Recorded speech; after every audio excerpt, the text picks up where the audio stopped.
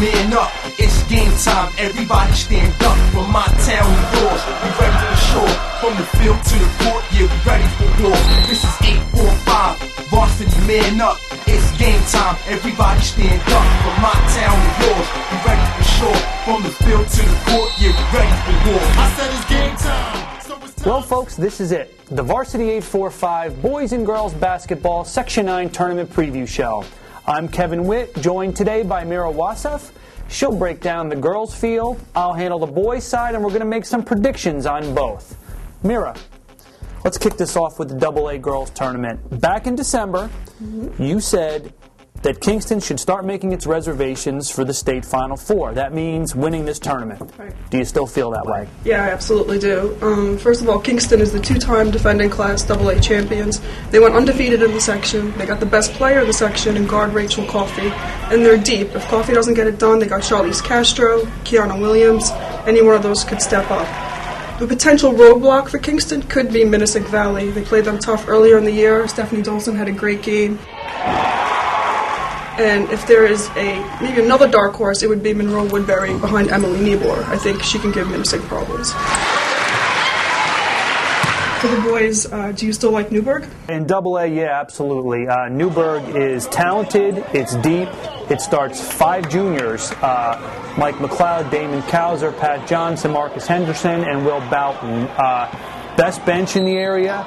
I think also, too, that what makes Newburgh such a favorite in this tournament is that anybody who might have a shot, like, say, Minnesink Valley with Corey Quimby or Monroe Woodbury with Marvin Jean, Newburgh's already beaten these teams. So it's not like there's that unknown. So I really like Newburgh to win. It's probably going to be Minnesink in the final 12-point game.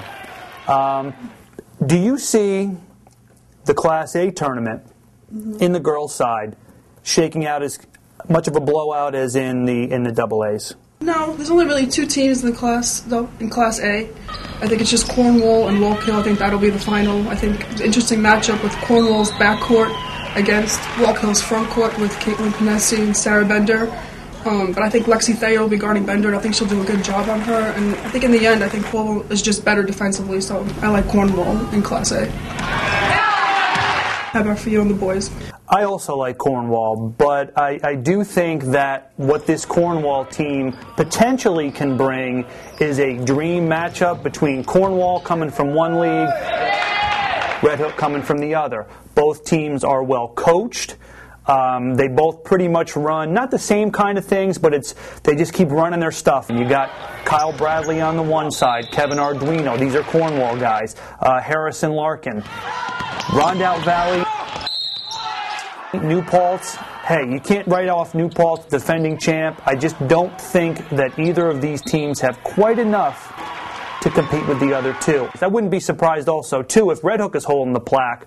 But I like Cornwall in an overtime game, actually. Very close game. Moving to the Bs with the girls. Do you think that Christy Morano will lead Highland to that championship? I think definitely Highland is the front runner behind Christy Morano, but I think she's going to need some help behind Kaylee Ogelschlager, Olivia Pacheco, Julia Johnstone, kind of like what they did in the Mahal semis against Coleman Catholic. If she can get that help, then I think Highland is the favorite. But I'd also watch out for Onteora. They got a great backcourt with Kira Rickson and Julia Hinchy. And I also like James I. O'Neill with Tiana Taylor and Caroline Cannon. I think that's a really good duo, too. But I think in the end, I think it will be Highland. And what do you think of the top seeds chances in the boys' tournament? The boys' side, Burke Catholic is going to be the top seed, deservedly so. 7-1 in the league, and 14-6 playing a brutal non-league schedule. We're talking loaded with double A's and A's. They've got a balanced mix of scoring. They've got Matt Cooney and Kadeem Jacqueline, both in double figures. Not a dominating team, but I think this team does enough that it should win. But if it doesn't show up, as they say, it could have a problem. Spack and Kill is battle-tested on the other side. You've got O'Neill. O'Neill's been playing good basketball right now, too. So I'm saying Burke, but it's such a tight division that I really wouldn't be surprised if somebody else came away with that championship. Mira, in Class C, last year, Tuxedo and Millbrook met in the semifinals. is that a possible championship match this year? Yeah, depending on how the seedings work out, I think Tri-Valley and Millbrook will play in the one semifinal. And I think Millbrook will beat Tri-Valley. Millbrook is really big with 6-foot point guard Nicole Battistoni. And I think if they get to the finals and they meet Tuxedo, I think they can give Tuxedo a hard time, even though Tuxedo has 2 girls averaging in double figures behind Rebecca Monteith and Caitlin O'Keefe. But I would say a very close game, but I would give the edge to Tuxedo. On the boys' side, Tri-Valley is going to be the top seed, deservedly so. One of the hottest teams in the area since the calendar flipped. Dustin Van Loo has been playing fantastic at the guard spot. He's averaging close to 20 points a game. This is his 5th varsity season. Tri-Valley won a share of the division championship, kind of catching Chester at the end. But here's what you have to remember. Millbrook has been breaking teams' hearts in this neck of the woods for the last couple years. I don't see Millbrook having a problem with Chester. Chester's kind of tailed off a little bit. But when it's all said and done, I think that it's going to be Tri-Valley in an upset over Millbrook, even though Tri-Valley is the top seed, probably considered the underdog in this game. Moving on to the Class D girls. Will we get the highly anticipated matchup that some believe we will? I think so. I think it'll be between John A. Coleman Catholic and Chapel Field in the finals. And in the beginning of the year, I would have said Chapel Field had a chance against Coleman, but now that Chapel Field has lost their point guard, Audrey Pooley has had to slide into that spot, and I don't know how she's going to handle that, and she'll probably end up having to guard Taylor Leonard from Coleman, which could be a little rough because Taylor's a great shooter, and she's got a lot of help inside from Melody O'Connor and the Schultz sisters and, Lauren Carnevale. They're just too deep, Coleman Catholic, so I see that as the final, but I think Coleman will run away with it. Do you think Coleman will make it 3 straight in Class D? I think there's a lot of people who think that could happen, and it probably could, but I'm going to take Seward here in this matchup, and I'll tell you why. Coleman is talented. There's no question about that. Jake Palmer and Eric Bosch have been great for those guys all year. Coleman also plays a tough schedule in the Mid-Hudson Athletic League against all bigger schools.